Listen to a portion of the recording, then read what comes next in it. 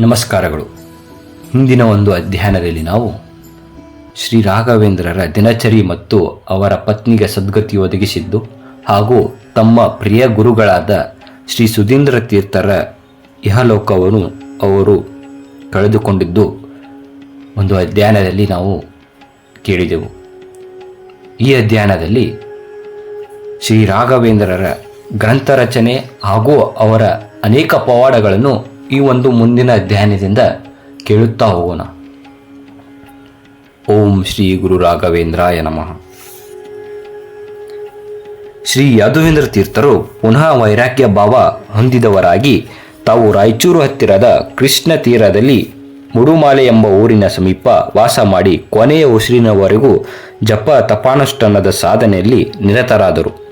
ವೈರಾಗ್ಯ ನಿಧಿಯಾದ ಮಹಾಮಹಿಮರಾದ ಶ್ರೀ ಯಾದವೇಂದ್ರ ತೀರ್ಥರು ಕೊನೆಗೆ ಮಡುಮಾಲೆಯಲ್ಲಿ ಶ್ರೀಹರಿಪಾದ ಸೇರಿದರು. ಅವರ ಬೃಂದಾವನ ರಾಯಚೂರು ಸಮೀಪದ ಮುಡುಮಾಲೆ ಎಂಬ ಗ್ರಾಮದ ಸಮೀಪ ಕೃಷ್ಣಾ ನದಿ ತೀರದಲ್ಲಿದೆ.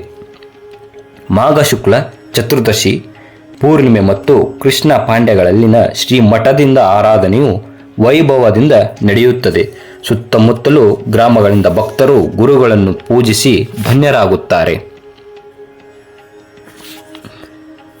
ಶ್ರೀ ರಾಘವೇಂದ್ರ ಸ್ವಾಮಿಗಳು ಶ್ರೀ ವಿದ್ಯಾದೇವಿಯ ಆದೇಶದಂತೆ ಗುರುಗಳ ಆಜ್ಞಾನುಸಾರ ಅಪೂರ್ವವಾದ ಗ್ರಂಥಗಳ ರಚನೆಯನ್ನು ಪ್ರಾರಂಭಿಸಿದರು.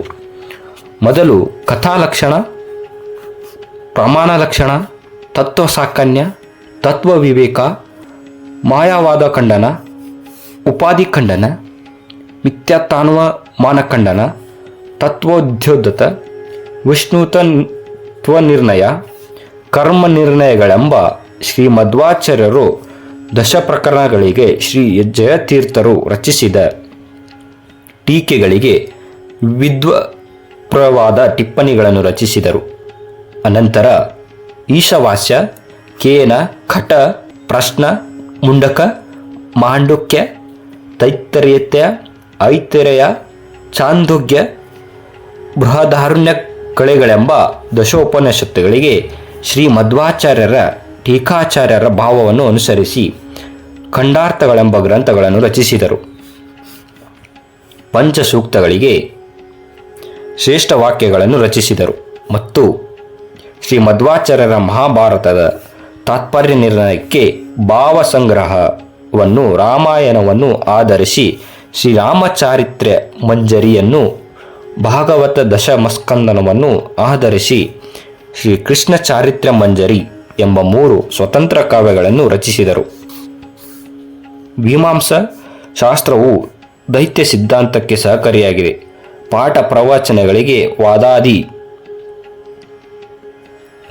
ವಾಕ್ಯಾರ್ಥ ವಿಚಾರಕ್ಕೆ ಸಹಾಯಕವಾಗಲೆಂಬ ಆಕಾಂಕ್ಷೆಯಿಂದ ಭಟ್ಟ ಮೀಮಾಂಸಾಶಾಸ್ತ್ರದ ಮೇಲೆ ಅನಿರಿತ ಸಾಧಾರಣದ ಜಗನ್ಮಾನ್ಯವಾದ ಭಟ್ಟಾಸಂಗ್ರಹವೆಂಬ ಗ್ರಂಥವನ್ನು ರಚಿಸಿ ವಿದ್ವಾಂಸರಿಗೆ ಮಹೋಪಕಾರ ಮಾಡಿದರು. ಈ ಸಮಯದಲ್ಲಿ ಬಿಸಿರಕ್ತದ ವಿಜಯರಾಘವ ಭೂಪಾಲನು ಅಕ್ಕಪಕ್ಕದ ಮಿತ್ರ ರಾಜರೊಡನೆ ಅಸಭ್ಯವಾಗಿ ನಡೆದದ್ದಕ್ಕೆ ಅವರೊಡನೆ ಯುದ್ಧದಲ್ಲಿ ಸೋಲು ಅನುಭವಿಸಬೇಕಾಗಿ ಬಂತು. ಅವರು ರಾಜ್ಯದ ಸಂಪತ್ತೆಲ್ಲ ಕೊಳ್ಳೆ ಹೊಡೆದಿದ್ದರಿಂದ ರಾಜ ಭಂಡಾರವೆಲ್ಲ ಬರಿದಾಗಿ ಬಹಳ ಕಷ್ಟಕ್ಕೆ ಗುರಿಯಾದನು. ಶ್ರೀ ರಾಘವೇಂದ್ರ ಸ್ವಾಮಿಗಳ ಪ್ರಯತ್ನದ ಫಲವಾಗಿ ಎಲ್ಲ ರಾಜರುಗಳಿಗೆ ಸಂಧಿ ಏರ್ಪಟ್ಟು ಯುದ್ಧವು ಮುಕ್ತಾಯವಾಯಿತು. ಆದರೆ ಆಗಾದ ಲೂಟಿಯಿಂದಾಗಿ ದವಸ ಧಾನ್ಯಗಳ ಸಂಪತ್ತು ಎಲ್ಲ ಪರರ ಪಾಲಾಯಿತು. ಅದೇ ಸಮಯಕ್ಕೆ ಪ್ರಕೃತಿ ವಿಕೋಪದಿಂದ ಮಳೆ ಬೆಳೆಯಾಗದೆ ತಂಜಾವೂರು ದೇಶಕ್ಕೆ ಭೀಕರ ಕ್ಷಾಮವು ತಲೆದೂರಿತು. ವಿಜಯರಾಘವ ನಾಯಕನಾದರೂ ಸ್ವಾಭಾವಿಕವಾಗಿ ಪ್ರಜಾಹಿತೈಷಿಯೂ ಉದಾರಿಯೂ ಆಗಿದ್ದನು. ರಾಜ ಭಂಡಾರವನ್ನೆಲ್ಲ ವಿನಿಯೋಗಿಸಿ ಪ್ರಜರಿಗೆ ಅನುಕೂಲ ಮಾಡಲು ಪ್ರಯತ್ನಪಟ್ಟನು. ದೊಡ್ಡ ರಾಜ್ಯದ ಪ್ರಜರಿಗೆ ಅದು ಪ್ರಯೋಜನಕ್ಕೆ ಬರಲಿಲ್ಲ. ಕೊನೆಗೆ ಹಿರಿಯರು ಶ್ರೀ ರಾಘವೇಂದ್ರ ಸ್ವಾಮಿಗಳ ಮಹಿಮಾದಿಗಳನ್ನು ಹೇಳಿ ಯುದ್ಧ ಕಾಲದಲ್ಲಿ ಸಂಧಿಯಾಗಲು ಕಾರಣರಾದ ಅವರಿಗೆ ಶರಣು ಹೋದಲ್ಲಿ ಈ ಸಮಸ್ಯೆಗೆ ಪರಿಹಾರ ದೊರಕುವುದೆಂದು ಸಲಹೆ ಮಾಡಿದರು. ಆಗ ರಾಜನಿಗೆ ಪೂಜ್ಯ ರಾಜಗುರುಗಳಾದ ಶ್ರೀ ರಾಘವೇಂದ್ರ ಸ್ವಾಮಿಗಳ ನೆನಪಾಯಿತು. ಜೊತೆಗೆ ತನ್ನ ಹಿರಿಯರ ಮಾರ್ಗದರ್ಶನದಲ್ಲಿ ನಡೆದಿದ್ದರೆ ಈ ಪರಿಸ್ಥಿತಿ ಬರುತ್ತಿರಲಿಲ್ಲ ಎಂಬ ಅರಿವಾಗಿ ಆದ ತಪ್ಪಿಗಾಗಿ ಪರಿತಪಿಸಿದನು. ಕೊನೆಗೆ ಹಿತಚಿಂತಕರ ಆದೇಶದ ಮೇರೆಗೆ ಕುಂಭಕೋಣಕ್ಕೆ ಬಂದು ಕುಲಗುರುಗಳಾದ ಶ್ರೀ ರಾಘವೇಂದ್ರ ಸ್ವಾಮಿಗಳ ಪಾದಕ್ಕೆ ಬಿದ್ದು ಕಣ್ಣೀರು ಸುರಿಸಿ ಈ ಕಷ್ಟದಿಂದ ಪಾರು ಮಾಡಬೇಕೆಂದು ಶರಣು ಹೋದನು. ಗುರುಗಳ ಕ್ಷಣಕಾಲ ಧ್ಯಾನಮಗ್ನರಾದರು. ಕ್ಷಾಮದ ಭೀಕರತೆ ಬೇಗನೆ ಮುಗಿಯುವಂತೆ ಕಾಣಲಿಲ್ಲ. ತಾಂಜಾವೂರಿಗೆ ಬಂದು ಪರಿಸ್ಥಿತಿ ಪರಿಶೀಲಿಸುತ್ತೇವೆ ಎಂದು ಕುಂಭಕೋಣದಿಂದ ಮಹಾಸಂಸ್ಥಾನದ ಪರಿವಾರ ಸಹಿತರಾಗಿ ಹೊರಟರು. ಶ್ರೀ ರಾಘವೇಂದ್ರ ಸ್ವಾಮಿಗಳಿಗೆ ಪೂರ್ವಾಶ್ರಮದಲ್ಲಿಯೇ ಮಂತ್ರಸಿದ್ಧಿಯಾಗಿತ್ತು. ಅದನ್ನು ಸ್ವಾರ್ಥಕ್ಕಾಗಿ ಅವರು ಬಳಸಿರಲಿಲ್ಲ. ಈಗ ಜನರ ಯೋಗಕ್ಷೇಮಕ್ಕಾಗಿ ಉಪಯೋಗಿಸಲು ನಿಶ್ಚಯಿಸಿದರು. ಜ್ಞಾನಿಗಳಿಗೆ ಸಾಮಾನ್ಯ ವಿಚಾರ ಸಾಮಾನ್ಯ ಜನರಿಗದು ಪವಾಡವಾಗಿ ಕಾಣುತ್ತದೆ. ಆದ್ದರಿಂದ ಜ್ಞಾನಿಗಳ ಮಹಿಮೆಯನ್ನು ತೋರಲು ಇಷ್ಟಪಡುವುದಿಲ್ಲ. ದೇವರ ಇರುವಿಕೆ, ಧರ್ಮದಲ್ಲಿ ನಂಬಿಕೆ, ವೇದಗಳ ಮಹತ್ವ ತೋರಿಸಿ ಜನರಲ್ಲಿ ಆಸ್ತಿಕ ಭಾವನೆಯನ್ನು ಮೂಡಿಸಿ ಧಾರ್ಮಿಕ ಪ್ರಜ್ಞೆ ಉಂಟು ಮಾಡಲು ಒಮ್ಮೊಮ್ಮೆ ಅಮಾನುಷವಾದ ಮಹಿಮೆಯನ್ನು ಅನಿವಾರ್ಯವಾಗಿ ತೋರಬೇಕಾಗುತ್ತದೆ. ಶ್ರೀ ರಾಘವೇಂದ್ರ ಸ್ವಾಮಿಗಳು ಮರುದಿನ ಮಠದಲ್ಲಿದ್ದ ಧನಧಾನ್ಯ ಸಂಪತ್ತಿನೊಡನೆ ಕುಂಭಕೋಣಕ್ಕೆ ಬಂದರು. ತಾವು ತಂದಿದ್ದನ್ನೆಲ್ಲವನ್ನೂ ವಿನಿಯೋಗ ಮಾಡುವಂತೆ ರಾಜನಿಗೆ ಆದೇಶ ಮಾಡಿದರು. ಅವರ ಉದಾರ ಸ್ವಭಾವವನ್ನು ಕಂಡು ಆ ರಾಜ ಪ್ರಜರು ಅವರನ್ನು ದೇವರೆಂದೇ ಭಾವಿಸಿದರು. ಮರುದಿನ ರಾಜನ ಧಾನ್ಯಗಾರಕ್ಕೆ ಹೋಗಿ ಪರಿಶೀಲಿಸಿದರು. ಪರಮ ಕರುಣಾಳುಗಳಾದ ಗುರುಗಳ ರಾಜನ ಧಾನ್ಯಗಾರದಲ್ಲಿ ಶ್ರೀರಾಮ ಬೀಜಾಕ್ಷರವನ್ನು ಬರೆದು 3 ದಿವಸ ಉಪವಾಸ ಕುಳಿತು ಧ್ಯಾನಾಸಕ್ತರಾದರು. 4ನೆಯ ದಿವಸ ರವಿ ಉದಯವಾಗುತ್ತಿದ್ದಂತೆ ಆ ಧಾನ್ಯಗಾರದಲ್ಲಿ ಒಂದು ಅದ್ಭುತ ಮಹಿಮೆಯೇ ನಡೆದಿತ್ತು.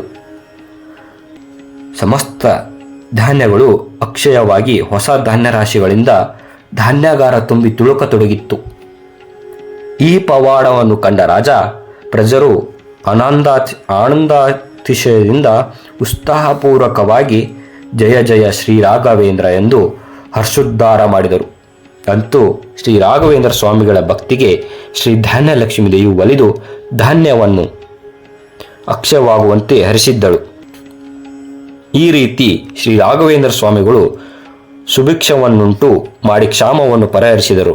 ಮಳೆ ಬೆಳೆಗಳು ಮೊದಲಿನಂತೆ ಆಗುವವರೆಗೂ ಧಾನ್ಯಗಳು ಅಕ್ಷಯವಾಗಿ ತುಂಬಿ ತುಳುಕುತ್ತಿದ್ದುದು ಒಂದು ವಿಚಿತ್ರವಾಗಿ ಎಲ್ಲರನ್ನೂ ಆಶ್ಚರ್ಯದಲ್ಲಿ ಮುಳುಗಿಸಿತು. ಪೂಜ್ಯರೇ, ನಿಮ್ಮ ಅನುಗ್ರಹದಿಂದ ನಮ್ಮ ಪ್ರಜೆಗಳು ಬದುಕಿದೆವು ಎಂದು ರಾಜನು ಉದ್ಗರಿಸಲು, ಇದೆಲ್ಲ ಶ್ರೀಹರಿಯ ಅನುಗ್ರಹವೇ ಹೊರತು ನಮ್ಮದೇನೂ ಇಲ್ಲ. ಕ್ಷಾಮ ಪರಿಹಾರವಾದಾಗ ವೇದ ಮಂತ್ರ ಜಪ ಹೋಮಾದಿಗಳನ್ನು ಏರ್ಪಡಿಸು ಎಂದು ರಾಜನಿಗೆ ಶ್ರೀ ರಾಘವೇಂದ್ರ ಸ್ವಾಮಿಗಳು ಅಪ್ಪಣೆ ಮಾಡಿದರು. ಶ್ರೀಗಳವರ ನೇತೃತ್ವದಲ್ಲಿ 1 ತಿಂಗಳು ಕಾಲ ಜಪ ಹೋಮಾದಿಗಳನ್ನು ಮಾಡಿಸುತ್ತಿರಲು ಗುರುಗಳು ಸ್ವತಃ ತಾವು ಮಂತ್ರ ಪುನರುಚ್ಚಾರಣೆ ಅನುಷ್ಠಾನಗಳನ್ನು ಮಾಡಿದ್ದರಿಂದ ರಾಜ್ಯದಲ್ಲೆಲ್ಲ ಉತ್ತಮ ಮಳೆ ಬಿದ್ದು ನದಿಗಳು ತುಂಬಿ ಹರಿಯತೊಡಗಿದವು. ಪ್ರಜರು ಮೊದಲಿನಂತೆ ಧಾನ್ಯಗಳನ್ನು ಬೆಳೆದು ನೆಮ್ಮದಿ ಕಂಡರು. ಇಷ್ಟು ಅನುಗ್ರಹ ಮಾಡಿದ ಶ್ರೀ ರಾಘವೇಂದ್ರ ಸ್ವಾಮಿಗಳಿಗೆ ಹೇಗೆ ಕೃತಜ್ಞತೆ ಸಮರ್ಪಿಸಬೇಕು ತಿಳಿಯದೆ ರಾಜನು ಶ್ರೀಗಳವರ ಪ್ರಾತಃ ಕಾಲದಲ್ಲಿ ನಿತ್ಯದಂತೆ ಹೋಮ ಕಾರ್ಯವನ್ನು ತಿಲಕಿಸುತ್ತಿದ್ದಾಗ ಅವರಿಗೆ ವಿಜಯನಗರ ಅರಸರು ಕೊಟ್ಟಿದ್ದ ಅತ್ಯುತ್ತಮವಾಗಿರುವ ರತ್ನಹಾರವನ್ನು ಕಾಣಿಕೆಯಾಗಿ ಅರ್ಪಿಸಿದನು. ತಾವಾದರೂ ವಿರಕ್ತರಾದ ಸನ್ಯಾಸಿಯಾದ್ದರಿಂದ ಅದನ್ನು ಅಗ್ನಿಪುರುಷ ದೇವರಿಗೆ ಅರ್ಪಿತವಾಗಲೆಂದು ಹೋಮಾಗ್ನಿಯಲ್ಲಿ ಹಾಕಿಬಿಟ್ಟರು. ಇದೇ ಅಲ್ಲವೇ ನಿಸ್ಪೃತ ವ್ಯಕ್ತಿತ್ವ. ಆಗ ಅವಕ್ಕಾದ ರಾಜನು ಮನಸ್ಸಿಗೆ ಖೇದ ವ್ಯಕ್ತಪಡಿಸುತ್ತಿರುವುದನ್ನು ನೋಡಿದರು.